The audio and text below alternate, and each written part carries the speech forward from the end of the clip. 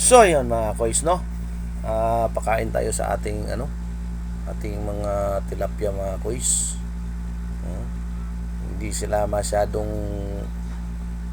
maliksi ngayon mga kois kasi may nagtatrabaho sa ating kabilang bahay koy, yung yung sa auntie ko, nagpalit ng ng bubong kaya maingay.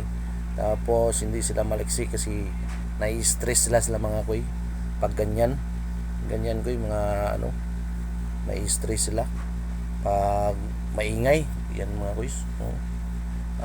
Bali 3 beses ko sila pinapakain mga koys. At saka wala na rin tayong koys, wala na rin tayong naubos na ang ating lettuce mga koys. Yan Tapos ngayon nagpapa-sprout tayo mga koys kasi para sa susunod na na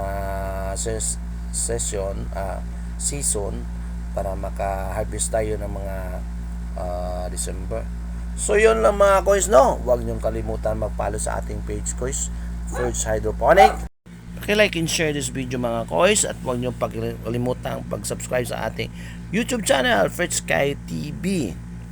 At saka pa-like and share this mga video natin mga koys. Daghang salamat. Bye-bye.